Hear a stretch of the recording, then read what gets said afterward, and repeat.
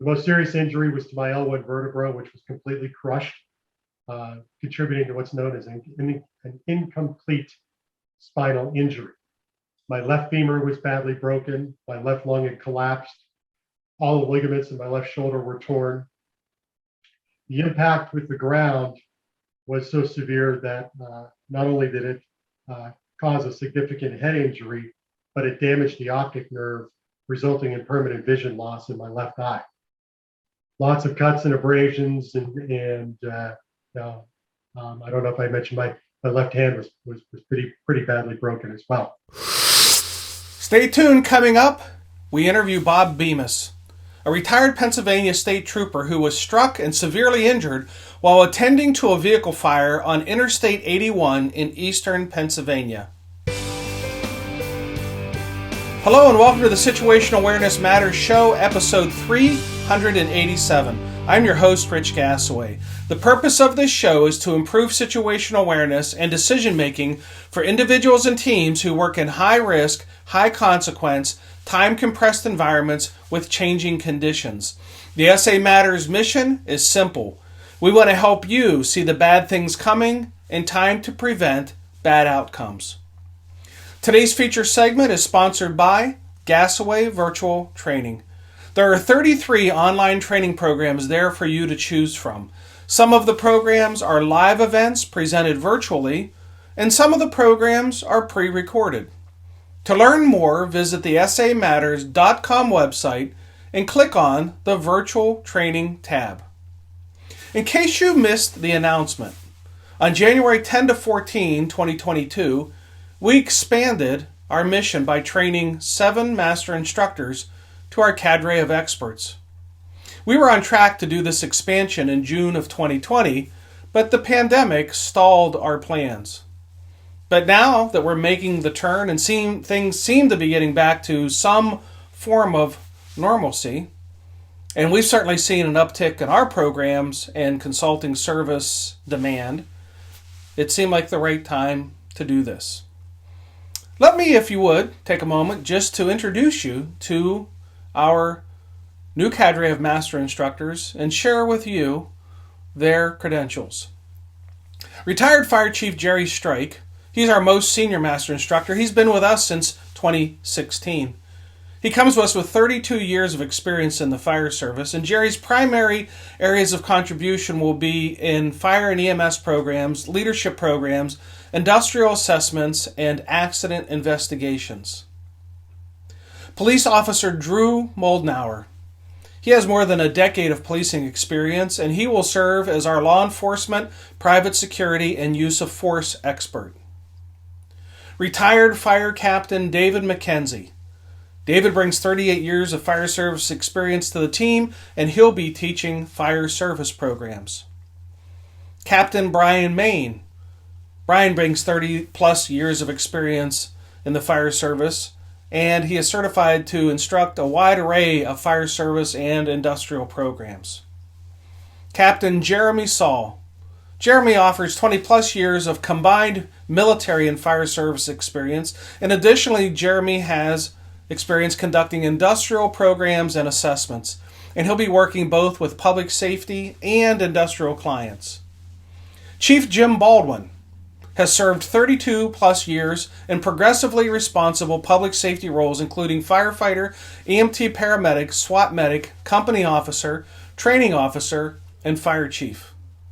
Additionally, Jim has 20 plus years in law enforcement, serving as a deputy sheriff, a constable, a juvenile and adult corrections officer, and currently serves as the chief administrator for a 276-bed correctional facility. Jim will be delivering programs for the fire service, law enforcement, and most importantly, for corrections. And if that wasn't exciting enough news that we've assembled that amazing team, we're also launching a European division, which will be led by Bart and Esther Van Leven. Esther will run the administrative side of the business, while Bart focuses on serving fire brigades, information technology firms, and organizations seeking to learn how to use smart data to improve decision making. And while I'm doling out the accolades, I would be remiss if I did not mention Carol Gutwald, the brains behind our U.S. operations. Carol handles all the business aspects of situational awareness matters. If you've ever booked a program or had done any kind of work with us, you have no doubt met Carol and experienced her outstanding customer service. Okay, let's jump into our feature segment, my interview with Bob Bemis, a retired Pennsylvania state trooper who was struck and severely injured while attending to a vehicle fire on Interstate 81 in eastern Pennsylvania.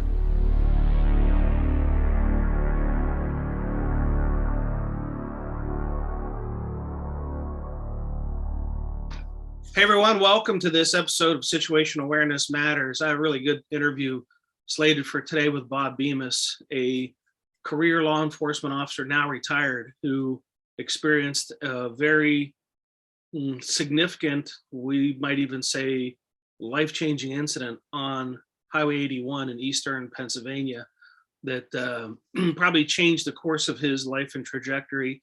And I think he's got some really important lessons to share with us. Bob, welcome to the show. Thank you for having me. I really appreciate it. Yeah, I'm really glad to have you here. We kind of got connected with a mutual acquaintance through Facebook when I put the call out that I was looking for people who had near misses. And I'm not sure if you're the one who, or somebody replied back and said, I didn't have a near miss, I had a hit. So I guess that would be you. It wasn't a near miss, it was a hit. But before we get into that story, why don't you help our listeners and viewers understand your backstory as to how you got started in law enforcement and what inspired you and how you progressed your career through. Sure thing. And I'm sure you've heard it several times before, but this is all I ever wanted to do. That big core value of mine has always been service. And this was a core value that was instilled in me at a very young age by an unemployed welfare mother living in public housing who never told me what I needed to do with my life, only that I needed to do something that benefited other people. So I took on that responsibility and I embarked on a law enforcement career that started in the military in the United States Marine Corps and continued for 30 years through retirement with the Pennsylvania State Police. And what year did you start with the state police? Well, I started with the state police in 1993 as a member of the 90th cadet class at the State Police Academy in Hershey. After graduating, I went on to an assignment over near Pittsburgh, Pennsylvania, in a town called Washington. Over the years, I worked in a variety of different assignments in patrol and criminal investigation all around Pennsylvania, and eventually settled into my last assignment, which was as a supervisor in an advanced training unit at the State Police Academy in Hershey, PA. Okay. And when this incident happened, what I don't know if you call them detachments were you assigned out of, or? Well, I was actually assigned as a staff member at our academy. It's called the Bureau of Training and Education, and I was a sergeant and a supervisor in that unit. Okay, and then March 27th, 2015. Tell us how that day started out. Well, that day started normal enough for me anyway. I was in the town of Wilkes-Barre, Pennsylvania, in the northeastern part of the state, getting ready to do a presentation for members of the Wilkes-Barre Police Department. Part of my job in that unit, training unit at the academy, was to travel around and to put on presentations. I had developed a presentation a few years earlier on the dangers of people who have extremist anti-government beliefs. And that particular class, there weren't a lot of people doing it at the time, and that particular class was in high demand. I had traveled all around Pennsylvania, all around surrounding states, putting that program on, and was doing a special version of that for the members of that city police department. So I woke up that morning, started my normal day with a run on the hotel treadmill. It was a short run, short for me anyway, 2 miles.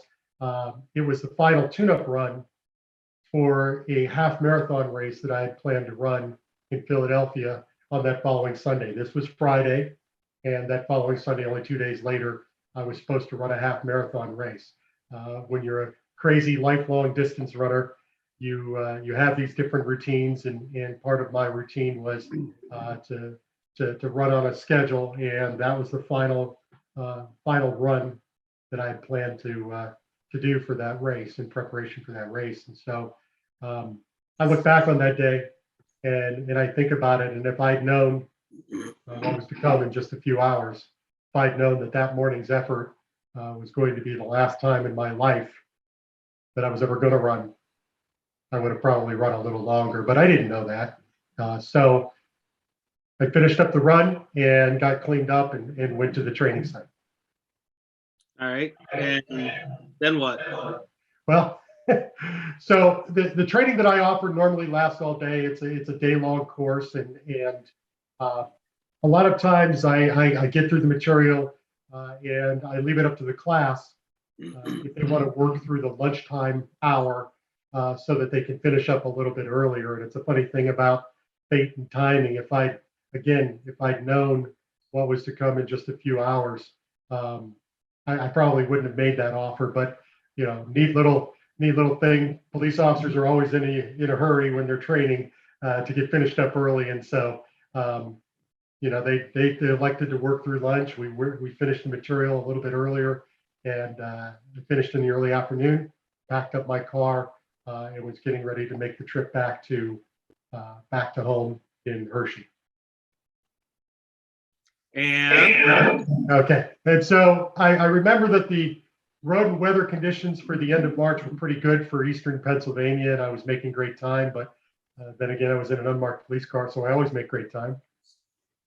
So traveling south on Interstate 81, I remember that I called my wife.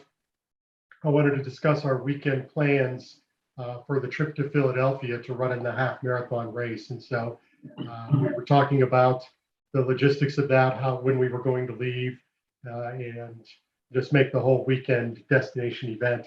From the years of traveling all around Pennsylvania, working all around Pennsylvania, you start to develop a concept of where you are at any given point in time, and the amount of time that you may have left on your drive. And I remember that I told my wife, I'm just outside the town of Frackville, and that I'll be home in about an hour.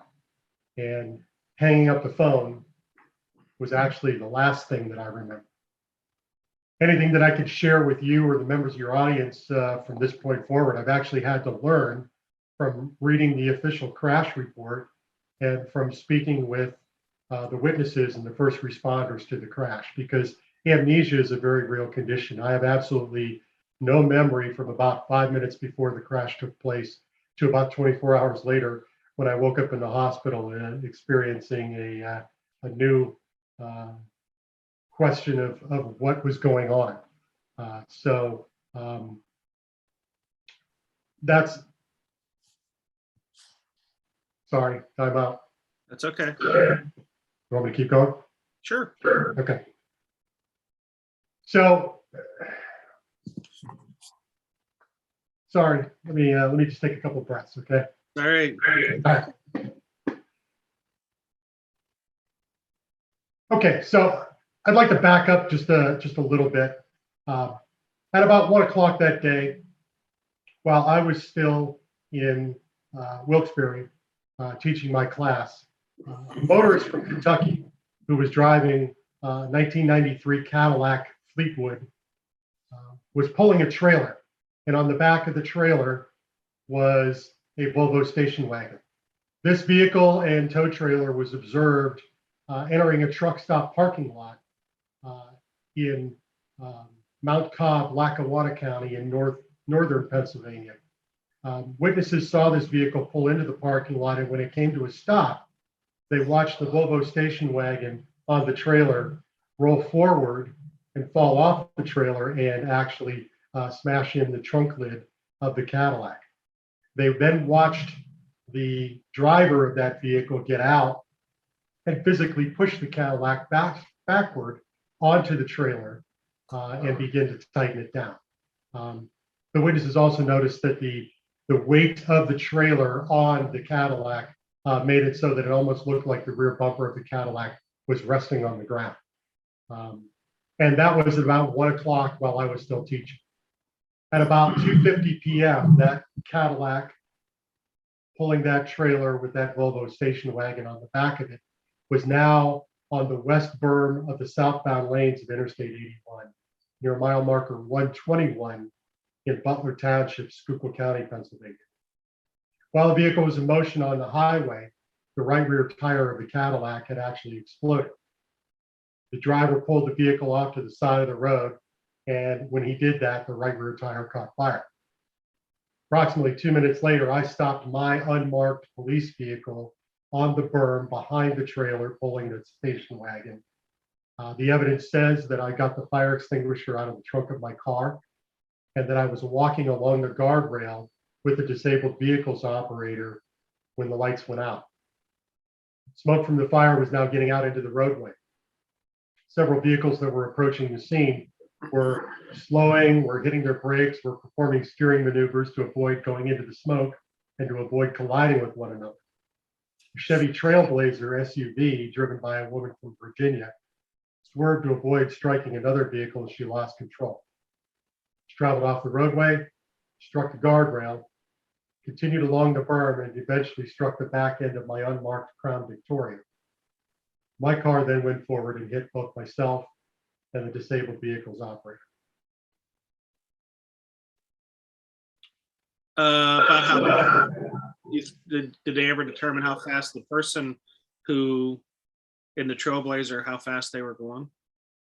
I'd have to look at the crash report itself, but she was traveling normal highway speeds when all of this started, and then when she lost control, hit the guide rail, continued on for a fair distance before she hit the back end of my car.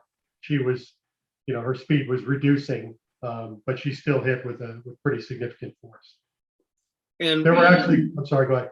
Did you have your emergency lights on? That's the funny part about the amnesia is I actually don't know if my lights were, my flashers were on or anything was illuminated. I don't believe that I had any of that stuff on. I can only, I've tried to think about why, a veteran officer with a long career, very experienced being on the highway, and actually a teacher of traffic incident management classes, numerous times before, trying to think of why I didn't consider deploying emergency devices such as flares, why I didn't put my flashers on. I didn't have the little single, what we call Kojak light, emergency light illuminated. I didn't have any of that stuff. I can only think that the urgency of fighting a fire guided that hasty response. Okay.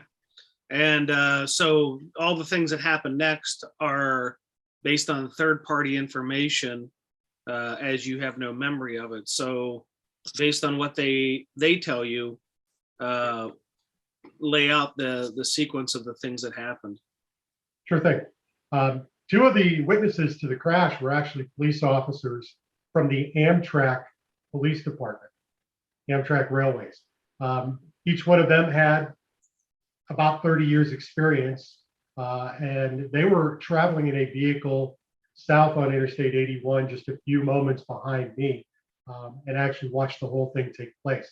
Both of them later told me that when they saw the crash occur, that they saw this explosion of debris, and they saw this person cartwheeling through the air.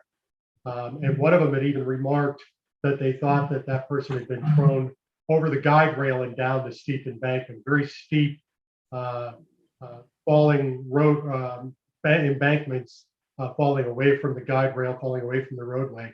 And one of them said, "Oh, geez, he just got thrown over the side."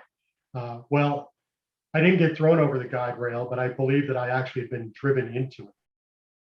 Those two officers, Detective Charles Crandall, Sergeant Robert Cameron, both of them, when they saw that, immediately stopped their vehicle and came to my aid.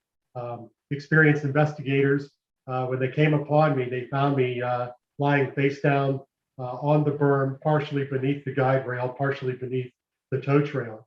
And when they came upon me, at first they didn't know that I was a trooper, that I was a police officer. I was dressed in a suit, again returning from a training session. When they came upon me, they initially thought that I had been deceased, but fortunately, they went a little bit further and began to assess my injuries. I think somewhere in there is when they learned that I was actually a trooper. But they also recognized the danger that I was still in, because while one of them was performing some initial first aid on me, the other, Sergeant Cameron, recognized that there was some danger and risk from the fire. Only a few feet away from me was a burning Cadillac, and the smoke from the fire and the flames and everything else were spreading to the fuel tank. And Sergeant Cameron and an arriving trooper Mike Aller from our Frackville barracks, both of them emptied several fire extinguishers in an attempt to keep those flames from reaching me. Detective Crandall stayed with me the entire time, and his concerns were whether he should move me out of danger from the flames, but potentially increasing my injuries or harming me. And all three of them later told me that they were never so happy as to hear the sirens of the approaching fire trucks as a signal that they was going to get a lot better. And so I assume that fire and EMS then arrive on the scene. I don't want to script the story. You tell it as it played out. Well, from what I understand, absolutely. They arrived. They certainly got the fire extinguished and then began to assess my injuries. It used to be a lot harder to talk about the injuries that I received because there were so many and they were so severe. The easiest way to explain it is that if you drew a line down the center of my body, everything on the left side of my body was affected.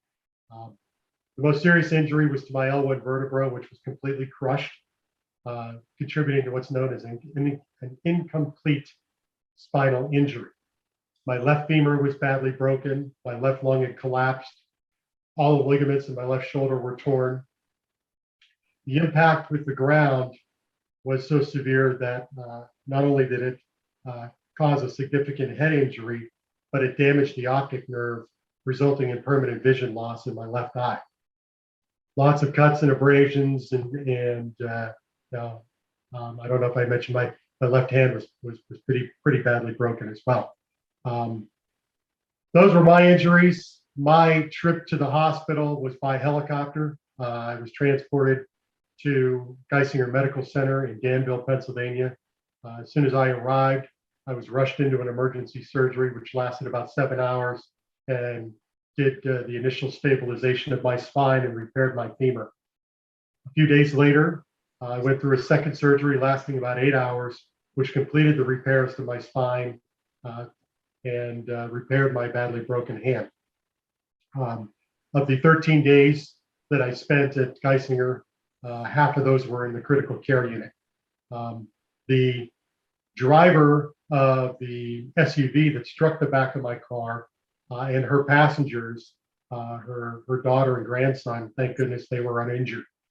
The driver of the disabled vehicle that I was assisting was transported by ambulance to Geisinger for several cuts and abrasions and injuries to one of his knees. What were this might be a premature question, and then you can just say, well, I'll get to that. But I'm curious as to what the driver of the Trailblazer, what their explanation is for how they were so inattentive at highway speed that created this accident in the first place.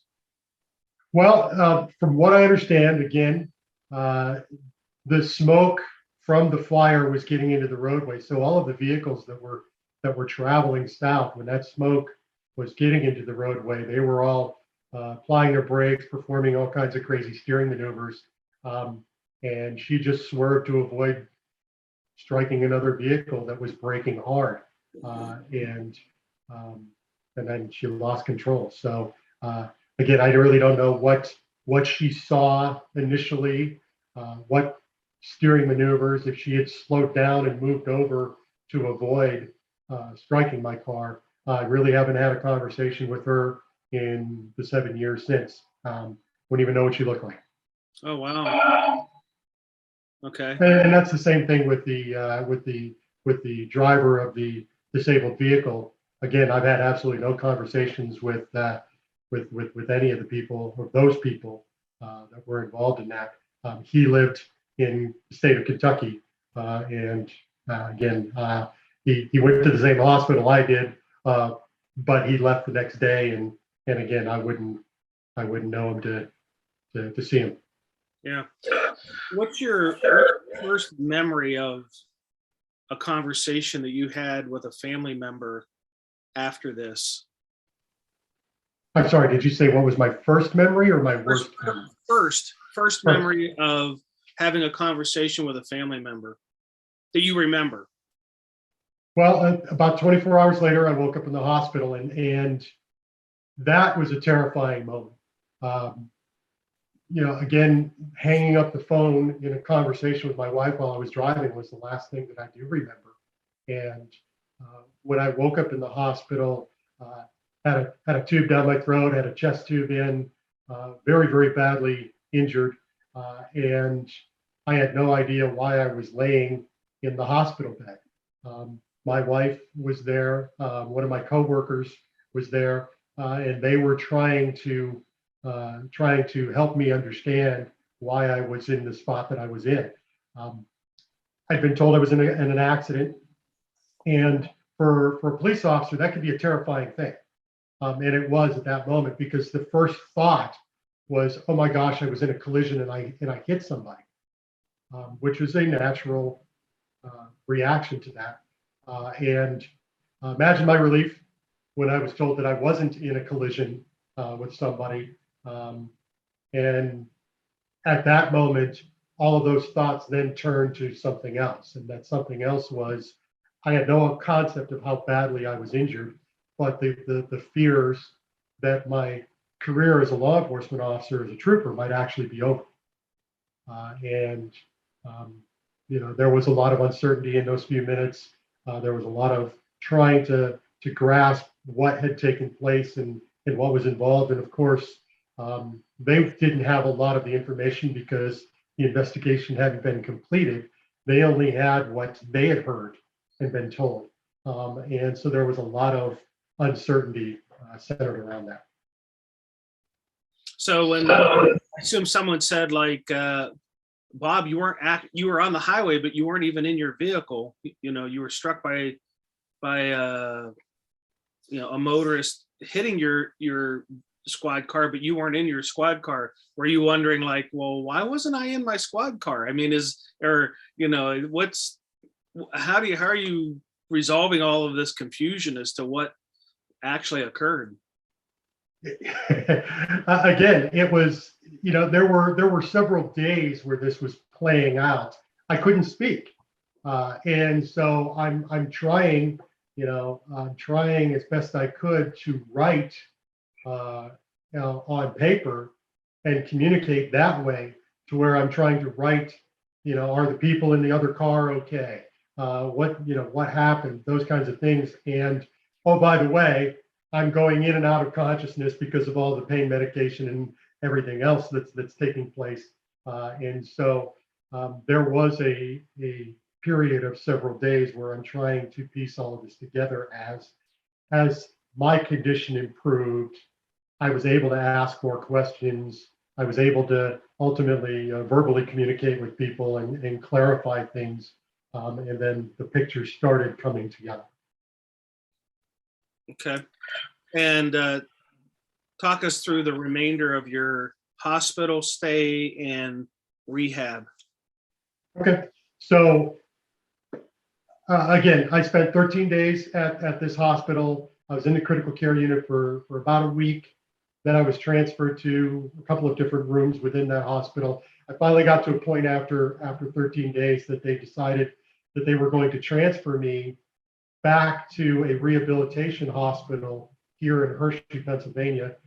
Penn State Hershey, large hospital, great facility, has a rehabilitation hospital, and that was going to be the best place for me. So they stuck me in an ambulance, escorted my ambulance by marked PSP vehicle, which was a really meaningful gesture on their part, and drove me about an hour back to my house. When I arrived at the rehabilitation hospital, that was going to start the next chapter of this, which was going to be 42 days of intense physical therapy, occupational therapy, just the rehabilitative efforts of getting me from what I was experiencing, which was complete paralysis of my lower body, getting me to a point where I could even just tolerate sitting up, to a point where I could tolerate standing, to a point where I could tolerate taking a few steps. 18 days after the crash, those folks had me standing on paralyzed feet. I was strung up like a puppet, but I was standing up. And 2 days later, I took 20 steps and I cried like a baby. And I went in flat on my back. And again, 55 days after the crash, I walked ceremoniously with the aid of a walker and braces out of the hospital and went home, where I would start the next Monday. I would start intensive outpatient physical therapy for 8 hours a day, 5 days a week for the next several months. I ended up going back to work in November of 2015 after about 8 months being off. I was in a limited capacity and I could work at my desk. I was a supervisor and I had a desk job basically, and I could work at my desk for the 8 hours a day. When I finished working, I still wasn't driving yet. I had to be picked up and taken directly to physical therapy for another 4 hours. And that was every day for the next year or so that I was gonna be recovering. And so then 8 months in, you came out to work, and then where did it go from there? Well, as I said, it was a combination of working my job, still being on limited duty. Eventually, I got myself to a point where I could walk with the aid of crutches and braces, so I could tolerate standing in front of groups of people and communicate information. So I could resume my teaching career. In that time, I had progressed in my recovery to the point where I could actually drive a car without the need of specialized equipment.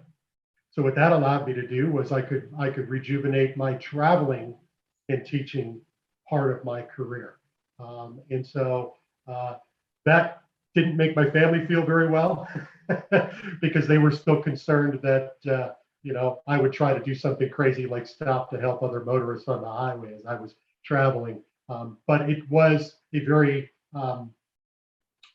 good part of my recovery was the fact that I could actually go back to doing what I love to do, which is sharing vital officer safety information and traveling to be able to do that. So I did that for another 14 months before I decided I'd had enough time to retire, and I decided that it was best for me to be able to call it a career and go ahead and retire. I didn't retire because I had to. I retired because I wanted to.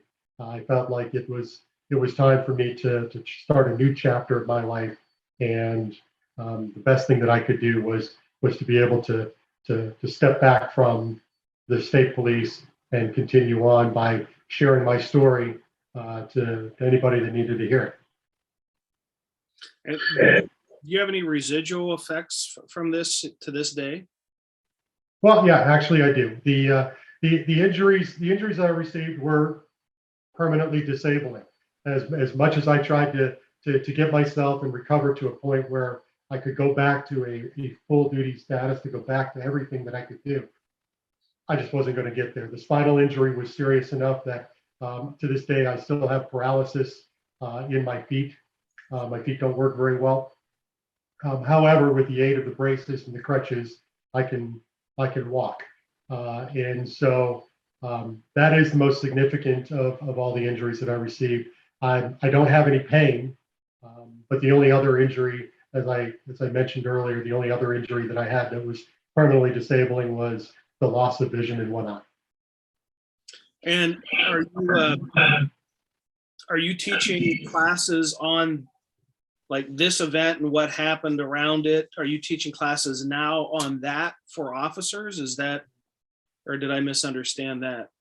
Oh no, yeah. As soon as I retired, I decided almost immediately that I was going to continue to spread the message of safety to anyone that wanted to hear it. And my story was the key part of that message of safety.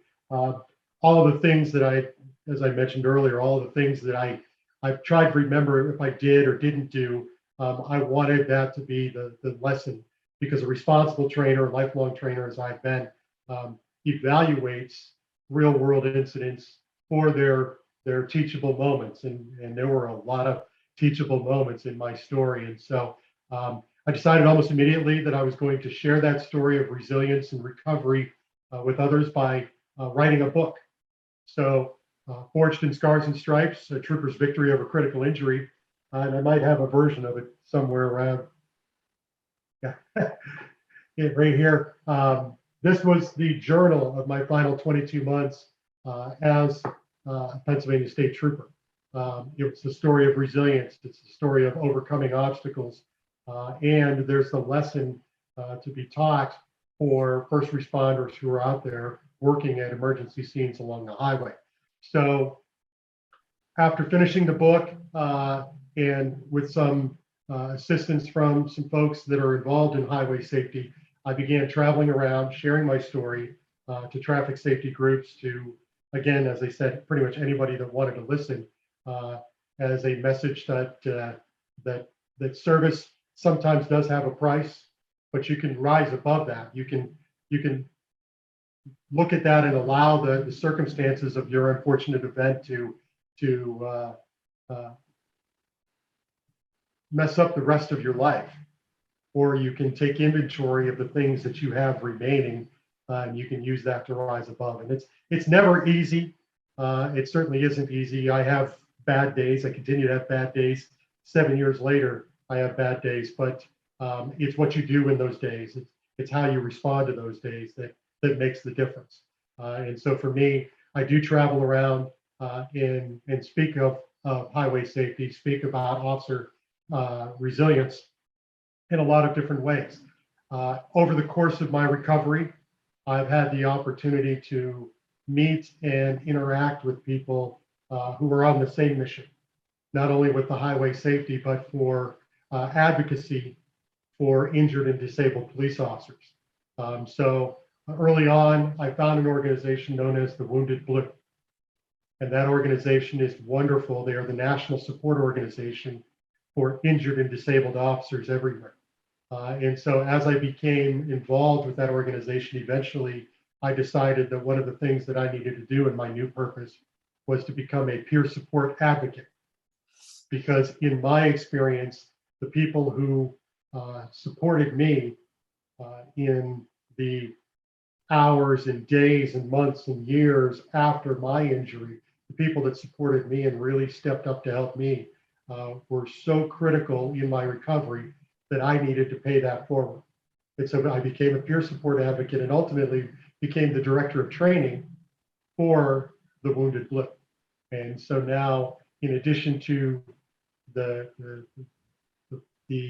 traffic safety messages that I do, I also travel around and perform peer support activities for that great organization. Is that a regional organization or a national organization? The Wounded Blue is a national organization. If you go to thewoundedblue.org, you can learn all about that great organization.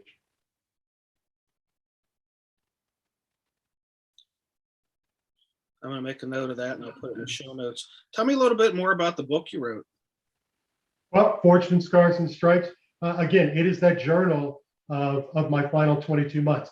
It's an origin story, just like a lot of other really good stories. Initially, it talks about the wonderful, remarkable career I had, not only in the Pennsylvania State Police, but also in the United States Marine Corps, where I was chosen to be part of a special unit that guards the helicopters that the president uses, also known as Marine One. And so I had the opportunity in the Marine Corps to work for two amazing presidents, and President Ronald Reagan, President George H.W. Bush.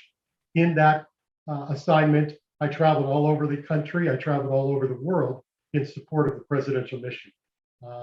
That job later helped me to get another job working inside some of the most top secret offices of the Pentagon, working for the Joint Chiefs of Staff. And at the time, the chairman of the Joint Chiefs of Staff was General Colin Powell. So I had the opportunity to work for him. And both of those assignments, for somebody who had grown up in a world of poverty and limited opportunity, both of those assignments, growing up, I would never have thought that I would have one day been able to be a part of either one of those remarkable assignments. And so that was very fortunate. And again, I talk about that, speak to the adversity that I experienced in my young life, and I lead it all the way into this lifelong calling to be a police officer and becoming a member of the Pennsylvania State Police, to the crash on March 27th of 2015 and the long recovery, the incredible show of support and fraternal love that is inherent with any law enforcement organization in the weeks and months after my incident, and then all of the messages of all of the things that I learned from that.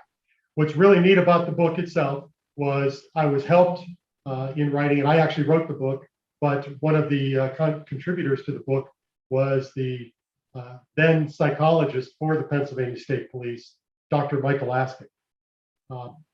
I would lay out a chapter and I would express all the emotion of what was going on in each chapter of the book. And then at the end of that chapter, Mike Askin would write his professional analysis of the emotions that I expressed in that chapter. So I think it was a really great addition to the book, and that I think is what really makes the book exciting, is that you not only have my emotional side of it, but you also have that professional psychological analysis of everything that was going on at that time, and what that means going forward for people.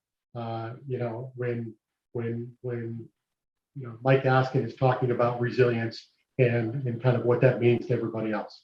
I think that was a great addition to it. It is really to have that professional perspective. Where could somebody find this book? Well, I'm not on Amazon. I'm not that sophisticated, but I do sell my books through my website, www.forgedinscars.com. Forged in Scars, it's all one word, .com. And I sell my book off the website. And if anybody has any questions, they could just get a hold of me. That website also allows, if anybody was interested in potentially having me come and share my story, I'm available to talk to a variety of different groups, traffic safety groups, peer support groups, anybody that thinks that a message of resilience and recovery can be crucial to their organization. Be more than happy to share that with them. Fantastic. Let's close out by giving the first responders who are watching and listening a couple of strong takeaway lessons that you've learned either through your career, through your teachings with the traffic incident management, or through this event. Well, the most important one is the need for understanding the critical need of traffic incident management training. As I said, I had taught the class. That was part of my job as a teacher for the Pennsylvania State Police. I had taught the principles of traffic incident management. only a few years before that. The problem is that there's a lot of focus and emphasis on the dangers of people inside the vehicles. The focus is always on what's going on inside that car. I need to pay attention to that car. And a lot of times the dangers of the highway kind of take a back seat to the risks involved with contacting folks inside that vehicle. Both are equally important. Both can change your life. And the understanding that emphasis of highway safety and having that clock in your head, forcing yourself to frequently break away from whatever it is that you're focused on inside the vehicle to check that danger of passing traffic is critical, because that can change your life just as much as the other one can. So having that clock in your head is important. The other thing I talk about is when I frequently ask these groups of officers, I say, who here in this room has not heard the sound of tires sliding on pavement? Everybody raises their hand. Of course they have. If you've had a long law enforcement career, you are going to know what that sound is. And you know what it means. It means that somewhere in your area, there's a vehicle that is out of control. And what is the response? What is the reaction? The first reaction is always to do what? To look in the direction of that sound. Well, by then it's too late. By then it's too late. Because then you are forcing yourself to try to formulate a response based on what information is coming in. And so, again, I can't tell you if it would have helped me, but what I would tell officers is have an escape plan already front loaded in your mind. Assess that scene as you're making that approach to that vehicle. Assess the scene as you're out on the highway working this emergency incident as to where your safe escape route is going to be. And then when you hear that sound, run. Don't look, run. Because those few seconds of running might be the difference. Again, I can't tell you that it would help me, but it might help them. So when I talk about that, that's another one of the things that I talk about. I also speak to the necessity of having unnecessary people in your emergency scene, getting them over the guide rail, getting them up the embankment, getting them away from those cars which seem to always attract secondary crashes. Get those people out of there. If I need to have a conversation with somebody, why do I have to have that conversation between our vehicles? Why can't I have that conversation over the guide rail and up the embankment away from that emergency scene? Because those dangers of secondary crashes are very real. So those are the things that I've been speaking to. And one other teachable thing that I'm speaking to now that I've started to talk about is personal protective equipment. And this is something that, again, not a lot of emphasis is even in traffic incident management, other than the high visibility garments. There's not a lot of emphasis on personal protective equipment. One of the things that seems to be missing from PPE, as it's called, is the wearing of a roadway helmet, the wearing of protective eyewear. And these are things that I've learned over the course of my experience, and I've learned since talking with other folks. There's a lieutenant, firefighter lieutenant, Brady Robinette in Texas, who is now taking on a campaign of educating people about wearing protective helmets when working emergency scenes. And he and I have had long discussions about this, and I've started talking to law enforcement groups about changing their culture and thinking in terms of the protective equipment that they wear when conducting any activity on the highway. And one of those is wearing a protective helmet.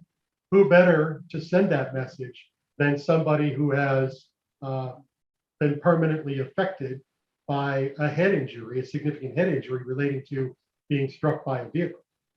So that's another thing that I've started to do to talk to groups about is the culture change that is needed in law enforcement for not only issuing personal protective equipment, but focusing on training that is that is vital in terms of traffic incident management. Oh, by the way, once you teach the initial traffic incident management training, periodically you need to go around and remind them again and do regular update training on traffic safety, because officers get going just like everything else, all of the other skills that they learn.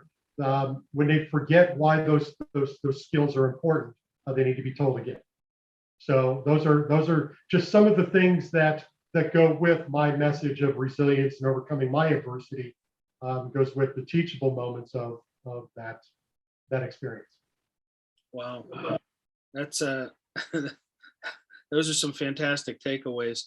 Bob, thank you for. I can't believe we've been at this almost an hour already. It just seems like we just said hello. Thank you for the gift of your time, the sharing of this very traumatic event that you went through, your just raw honesty about how it has affected you and the challenges that you had to overcome. It was very moving, very inspiring. I hope that people will pick up the book.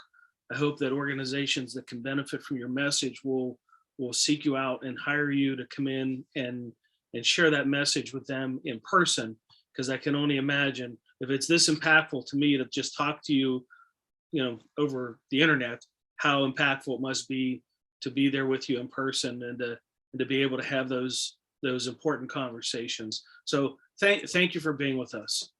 Well, thank you. I appreciate that. And just to kind of wrap what you were saying up, you're absolutely right. A lot of times I've always felt as a trainer, a longtime trainer, working with a very tough crowd. Law enforcement is a very tough crowd. And sometimes I almost felt like you needed to shock the conscience, if you will, visually, and with your words to get the message through, because we have so many things that we need to focus on in law enforcement. And so a person standing in front of you with a tough exterior, standing there very vulnerable, standing on crutches, forearm crutches with braces, walking around and telling you, listen, don't be like me. Again, sometimes, pardon the pun, beating them over the head to get that message across, that can be a very effective way to do it. I can imagine. All right. Thank you very much for being on the show. Thank you. My pleasure. Stay safe. Thank you, Bob Bemis, for sharing your story with us today. Since the start of the pandemic, I've had some tremendous opportunities to present my programs on virtual platforms to groups ranging in size from 6 to 400, with recorded playbacks being viewed over 29,000 times. Well, here's hoping the booster shots will allow us to continue our quest toward normalcy and live programs again. I'd like to thank the organizations that have hosted both virtual and live programs since the start of the pandemic. Now, if you've been with us for a while, you'd know that before the pandemic, I would use this portion of our show to list our upcoming events so you'd know where you could find us in case you wanted to attend a program. Well, we haven't had much of a list in the last couple of years, to be quite honest, because of the pandemic, but things are changing now, and now we have a list. So let me share with you where we're going to be upcoming.